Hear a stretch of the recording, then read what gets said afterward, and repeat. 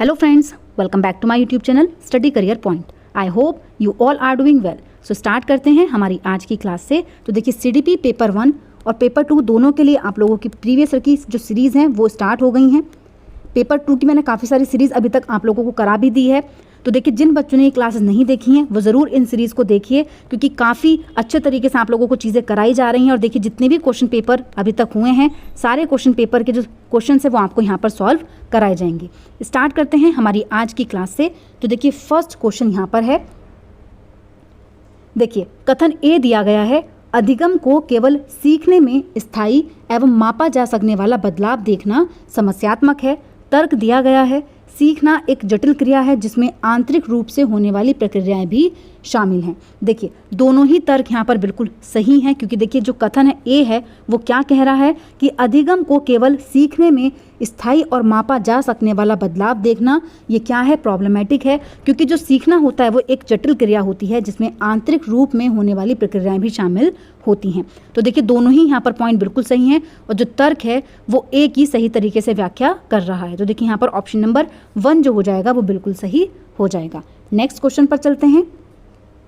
देखिए next question यहाँ पर है, पियाजे के अनुसार इनमें से कौन सा कारक संज्ञानात्मक विकास में महत्वपूर्ण भूमिका निभाता है। तो देखिए गतिविधि है, अनुकूलन है, अनुकरण है या फिर पुनर्वलन है। तो देखिए जो जीन पियाजे जिस चीज़ की बात करते हैं वो है एक्टिविटी। तो देखिए यहाँ पर ऑप्शन नंबर 1 जो हो जाएगा वो बिल्कुल सही हो जाएगा। नेक्स्ट क्वेश्चन पर चलते हैं। देखिए नेक्स्ट यहाँ पर है, अभिकथन ए दिया गया है, 6 वर्षीय सलराव संरक्षण और क्रमांकन के कार्य नहीं कर सकती है। तर्क दिया गया है, पूर्व सक्रियात्मक अवस्था में बच्चों को स्थिति के कई पहलुओं पर विचार करने में कठिनाई होती है। तो देखिए बिल्कुल सही पॉइंट है, क्योंकि देखिए जो पूर्व सक्रियात्मक अवस्था होती है वो 2 से 6 वर्ष की आयु की होती है। और देखिए 2 से 6 वर्ष की आयु में बच्चे के अंदर CCS कंजर्वेशन और सीरिएशन नहीं होता है। वो कौन से स्टेज में आता है, तो वो आता है जब बच्चा 6 साल के बाद, जब 7 से 12 साल की एज में होता है बच्चा, कंक्रीट ऑपरेशनल स्टेज में होता है, तब बच्चे के अंदर ये संरक्षण आता है। ठीक है, तो देखिए दोनों ही कथन यहाँ पर बिल्कुल सही है कि ऐसा बच्चा क्यों नहीं कर पा रहा है, तो उसकी व्याख्या तर्क कर रहा है यहाँ पर। तो देखिए ऑप्शन नंबर 1 जो हो जाएगा यहाँ पर बिल्कुल सही हो जाएगा। ए और आर दोनों सही हैं और आर जो है वो सही व्याख्या कर रहा है ए की। नेक्स्ट क्वेश्चन पर चलते हैं। देखिए नेक्स्ट यहाँ पर है, जब एक शिक्षिका एक बच्चे को व्याख्यान देने के बजाय अलग अलग इशारे देकर सही उत्तर की तरफ ले जाती है तब यह मदद क्या कहलाती है। तो देखिए इस मदद को लेव वाइगोत्स्की लैंग्वेज में क्या कहा जाता है, तो उसको बोलते हैं स्कैफ होल्डिंग। क्या बोला जाता है, उसको पाण बोला जाता है। तो ऑप्शन नंबर 1 जो हो जाएगा यहाँ पर बिल्कुल सही हो जाएगा। नेक्स्ट क्वेश्चन पर चलते हैं।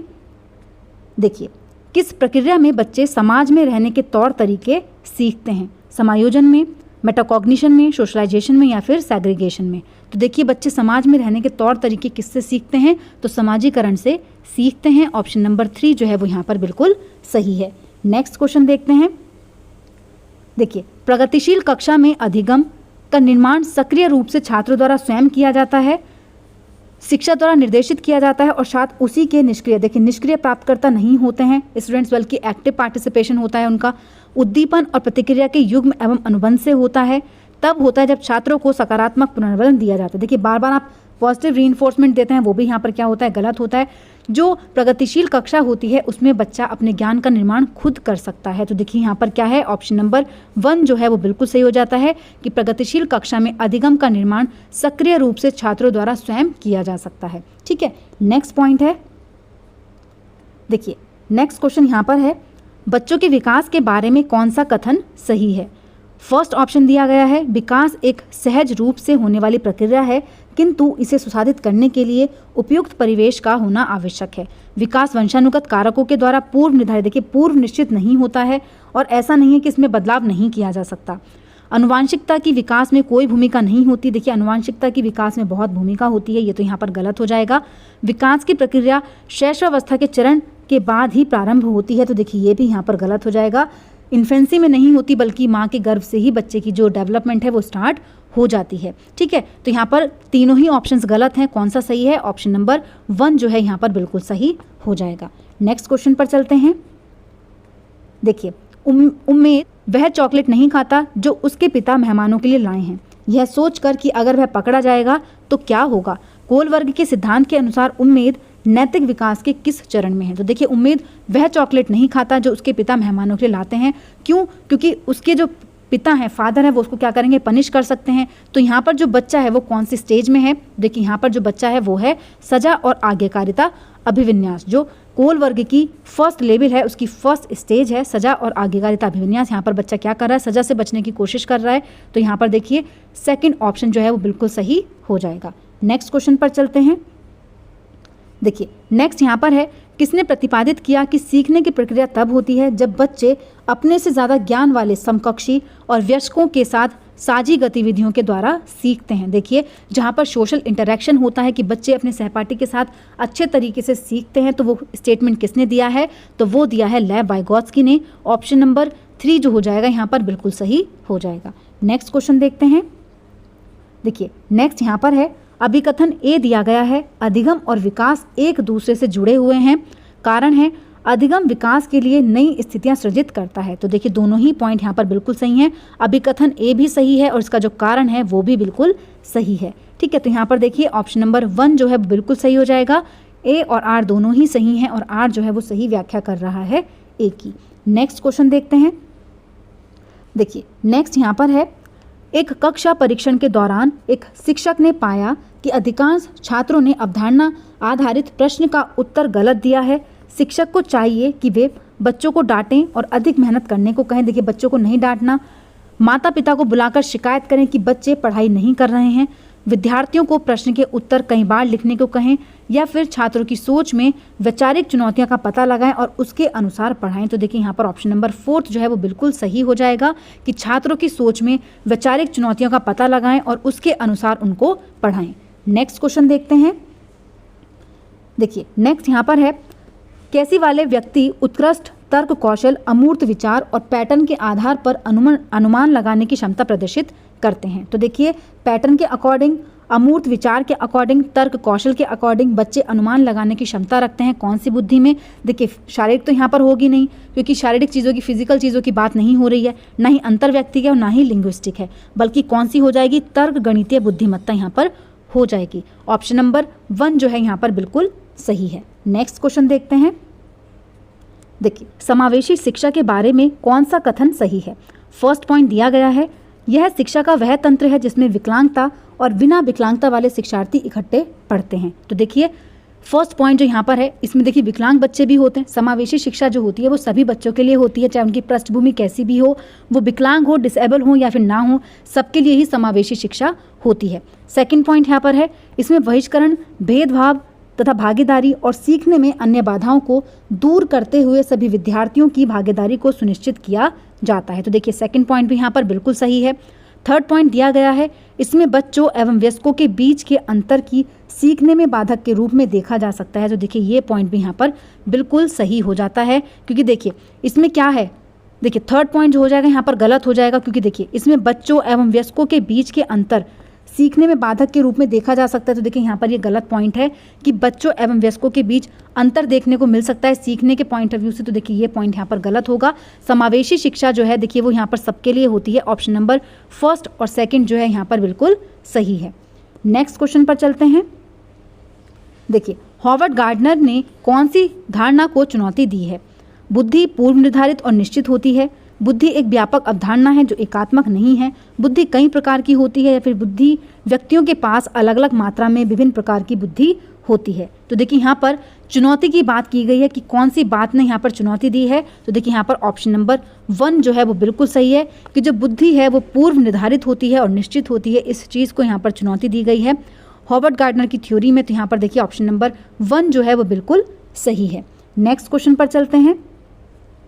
देखिए कौन सी पद्धति एक समावेशी कक्षा में बच्चों के सीखने में सहायक होगी? प्रतिस्पर्धात्मक संस्कृति, सहयोगात्मक अधिगम, मानकीकृत निर्देश या फिर सख्त मूल्यांकन प्रणाली। तो देखिए कौन सा पॉइंट यहाँ पर सही हो जाएगा? तो देखिए बच्चे के सीखने में जो पद्धति आवश्यक है वो होती है कोलैबोरेटिव लर्निंग, जिसको हम कहते हैं सहयोगात्मक अधिगम, क्योंकि देखिए बच्चा जो है वो अपने सहपाठियों के साथ ज़्यादा अच्छे से सीखता है।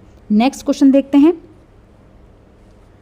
देखिए नेक्स्ट यहाँ पर है, वाइगोत्स्की के सिद्धांतों के अनुसार स्ववाक जो हमारी सोच एवं व्यवहार को दिशा देती है क्या कहलाती है तथा उसे क्या किया जाना चाहिए? तो देखिए डिस्करेज तो नहीं करना है, ठीक है, बच्चों को डिस्करेज नहीं करना है, एनकरेज करना है। और देखिए जो प्राइवेट स्पीच होती है वो बच्चे के डेवलपमेंट में बहुत ज़्यादा ज़रूरी होती है, ठीक है, उसके व्यवहार, उसकी सोच को अच्छे तरीके से दर्शाती है।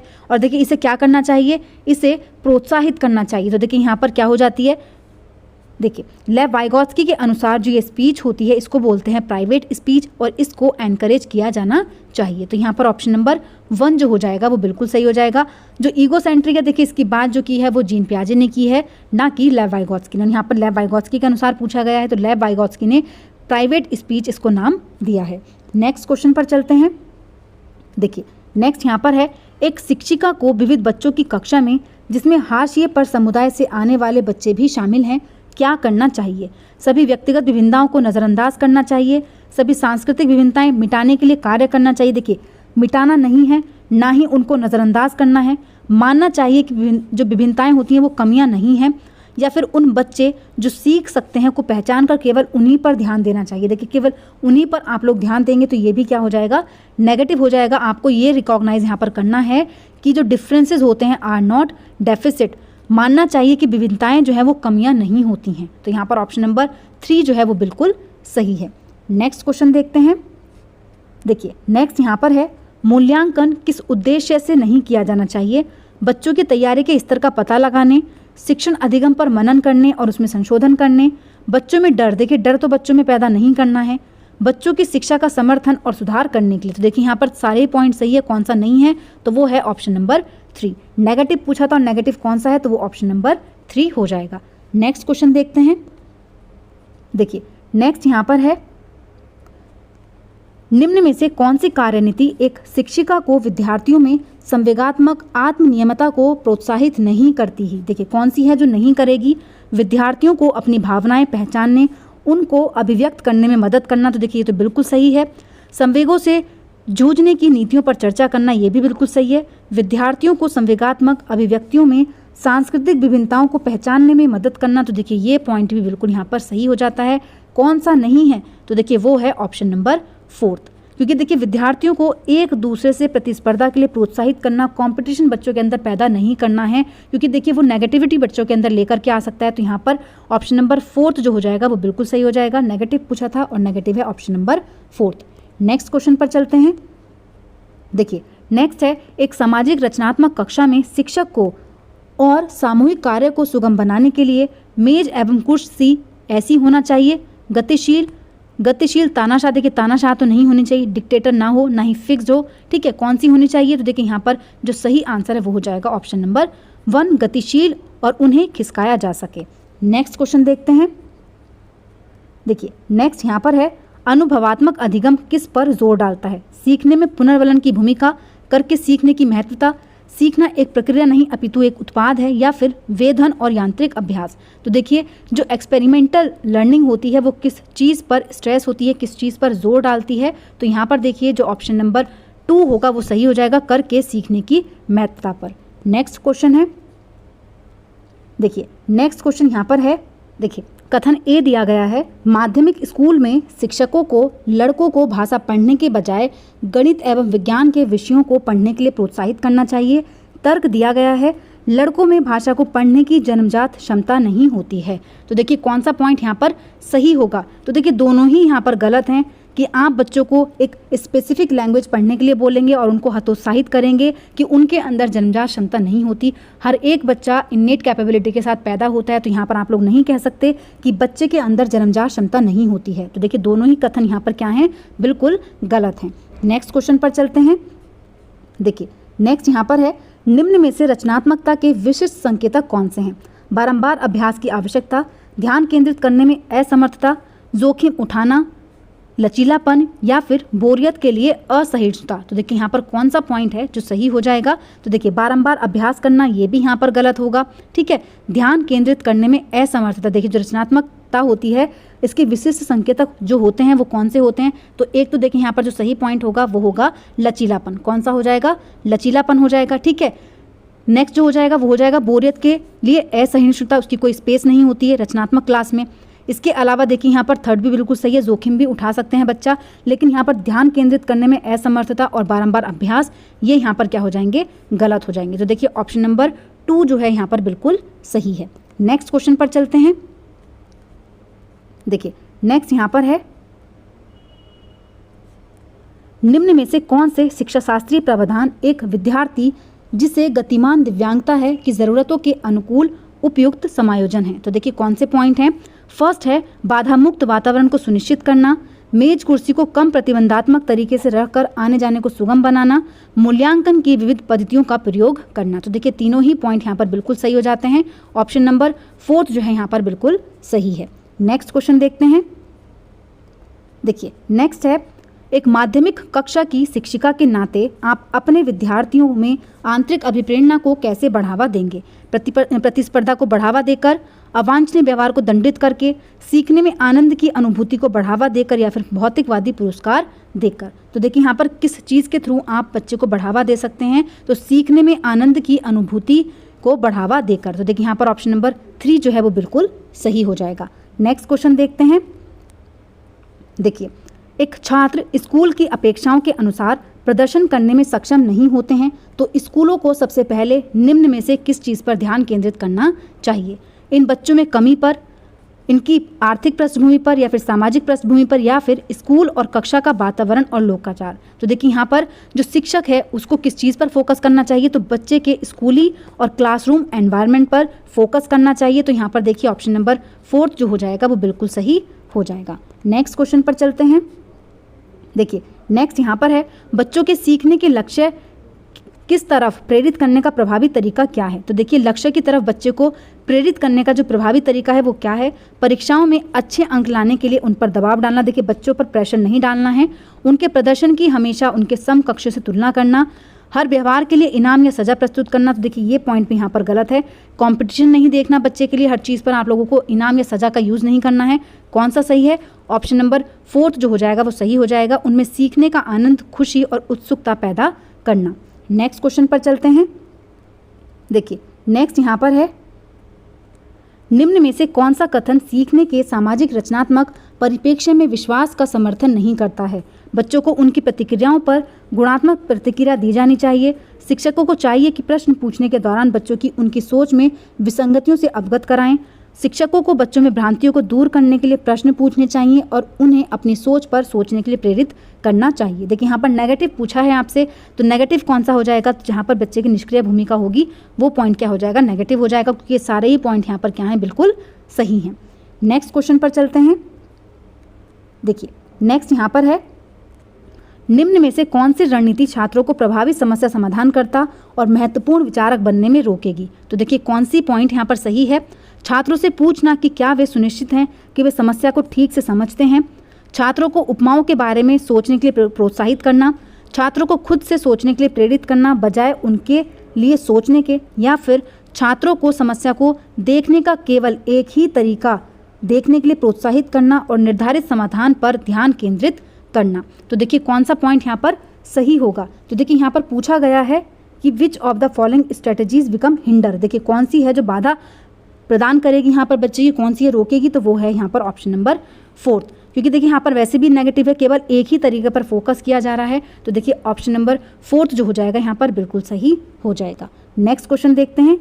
देखिए लास्ट क्वेश्चन है ये, जब छात्र स्कूल की अपेक्षाओं के अनुसार प्रदर्शन करने में सक्षम नहीं होते हैं तो स्कूलों को सबसे पहले निम्न में से किस चीज़ पर ध्यान केंद्रित करना चाहिए। देखिए क्वेश्चन रिपीट हो गया है, डायरेक्ट आंसर बता देते हैं इसका। तो देखिए यहाँ पर ऑप्शन नंबर 4 जो है वो सही है, स्कूल और कक्षा का वातावरण और लोकाचार। तो देखिए आज की क्लास यहीं पर कंप्लीट होती है। अगर आप लोगों को मेरी क्लास अच्छी लगी हो तो प्लीज़ मेरे चैनल को लाइक करें, सब्सक्राइब करें और शेयर करें। ऐसी ही और वीडियोज़ के लिए मेरे चैनल पर बने रहिए। Thank you.